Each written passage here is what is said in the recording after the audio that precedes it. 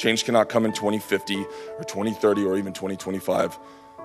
The change must come today. We can no longer afford the luxury of half-assing it as we willingly force ourselves beyond the threshold of no return. As a human species, we need the earth to survive. But make no mistake, the earth doesn't need us. Aloha, Your Excellencies, distinguished delegates, ladies and gentlemen. Today I stand before you as a singular representative of all island nations. I am honored to represent those who continue to fight as stewards of this planet. As a native Hawaiian, born to a mother from Iowa, I have seen how one place can be oblivious to another. However, with a foothold in two worlds, I quickly began to see how a problem for one will soon become a problem for all. As a human family, through innovation and creativity, we have elevated ourselves and perceivably stand as the most powerful beings on earth. Yet our ego, our fear, and our relentless drive for profits have made us the only species willing to force disharmony with the natural balance of our world. We are the living consequence of forgotten traditions. We suffer a collective amnesia of a truth that was once understood, the truth that to cause irreversible damage to the earth is to bring the same unto ourselves. We, the island nations, and all coastal communities are the front lines in this environmental crisis. The oceans are in a state of emergency. Entire marine ecosystems are vanishing with the warming of the seas.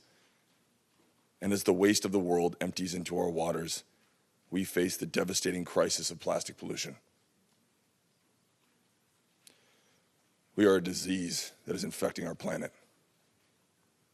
From the atmosphere to the abyssal zone, we are polluted. It is a known fact that the great garbage patch floating in the Pacific is larger than the country of France. Even at the depths of the Mariana Trench, we are discovering nanoplastics. And shockingly, there are more plastic particles in the ocean than the stars in the Milky Way. It is shameful. Yet the greatest threat to small island developing states is the fact that entire islands are drowning into the sea due to the enormous volume of emissions generated by the first world countries. Island nations contribute the least to this disaster, but are made to suffer the weight of its consequences. Our governments and corporate entities have known for decades the immediate change is needed, yet change still has not come.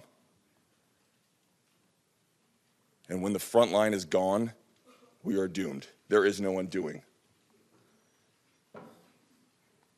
If you continue to watch, unsympathetic to the issues of island nations, this realization will soon come. That you stood by and witnessed the world cross the critical tipping point, ushering the death of our planet. 3 years ago in Paris, the world stood united and vowed to keep the Earth below 1.5 degrees of warming.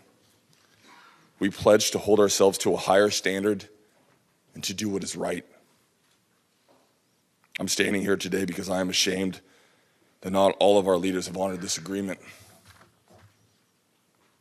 Delegates, I ask you now, do we still stand in unity for this cause? Do you intend to honor the commitments for betterment of mankind? Or will you continue to chase short-term profits above our children's basic human rights to live on this earth? Change cannot come in 2050 or 2030 or even 2025. The change must come today. We can no longer afford the luxury of half-assing it as we willingly force ourselves beyond the threshold of no return. As a human species, we need the earth to survive. But make no mistake, the earth doesn't need us. We are demanding global unity for a global crisis to once again bring harmony between mankind and the natural balance of our world. We must right the wrongs we have done against our children and grandchildren because we are gifting them with a world that suffers from our irresponsible stewardship. I leave you with an island proverb that states, he wa'a, he moku. he moku he va'a.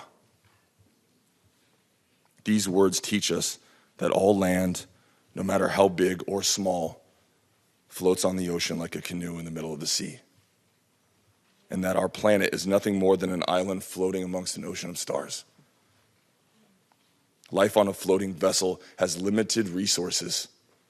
It requires strict conservation practices and carefully planned navigation to ensure survival. We must work together as a global community to best steer our canoe in the right direction, the direction of a healthy and abundant future on Earth that we call home. Mahalo nui loa. Please join us, the Samoa Pathway, and unified commitment to protect and heal the planet. This is for all of us. Aloha. Kukiai Mauna!